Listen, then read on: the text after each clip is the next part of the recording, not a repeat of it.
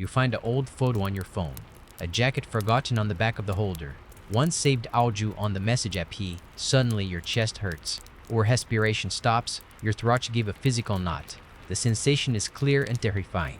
It seems that one part of your own body was ripped from you without any warning. You try to be strong, try to continue your day normally, but a heavy wave knocks you from surprise on the middle of a simple task. And you ask yourself, why it hurts so much, why the pain of the loss looks like a physical wound tearing through your skin. The truth is much weird and deep than this. The grief is not a weakness of your heart.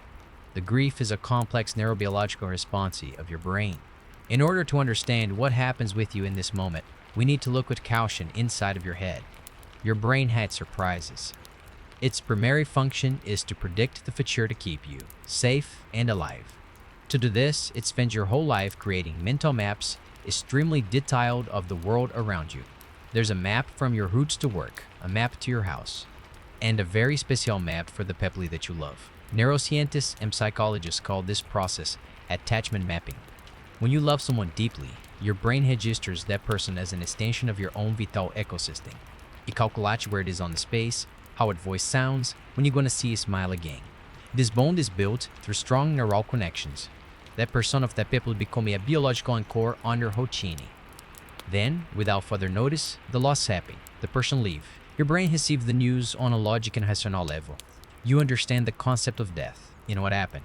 But your deepest neural maps, located on the emotional and primitive brains, still operating on the previous version. They don't get the memo yet. Every time you enter a home and wait unconsciously to see that person, your brain activates the old map. Every time your phone rings and you think for a millisecond that is him, the old map tries to connect.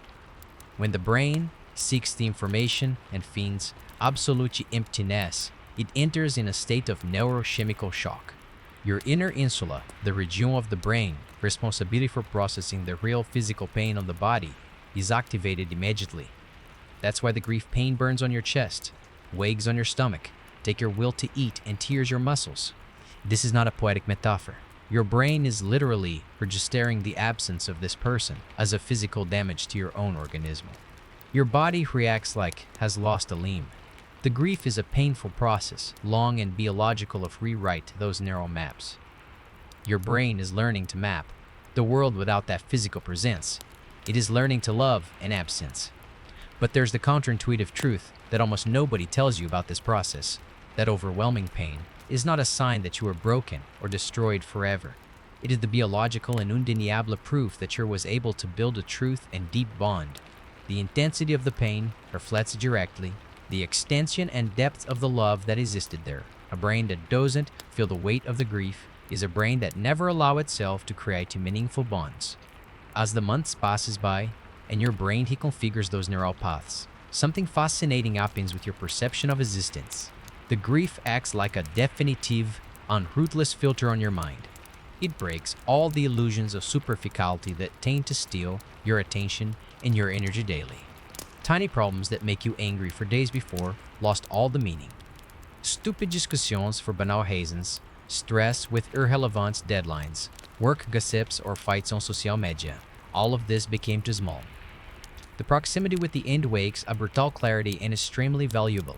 You realize, with a never-seen lucidity, the real value of the present time.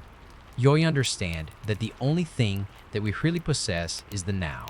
You learn to look in the eyes of who's still on your side with more attention and patience. You learn to hug with more strength, to listen to the other without rush to respond, to say that he love you without keep feelings for later. The pain of the absence teaches your mind to honor and respect the presence. The people that leave stop being a painful memory of the past, frozen in time. It becomes a living lens through which you see and value your own life today. Its best virtues, the generosity, the sincere laugh, the calm on the hard moments, the affection, start to live through your attitudes. You became the guardian of the best memories of who left. When you chooses to use the pain of the loss to become a more conscious person, more emphatic and more human, you resignify the suffering. The grief stops being a dark abyss where you stay stuck and transforms into the living legacy of whom you loved. The pain does not disappear of the map, but your world expands around it. You find out that it's possible to carry the loss in one hand and the gratitude for the life in the other. Look into your life today on the people that still around you on this exact second, on the precious time that you have in your hands. Are you let the time slip through nonsenses and empty conflicts, or is going to use the most deep lesson of the grief to live and love with full presence is starting now?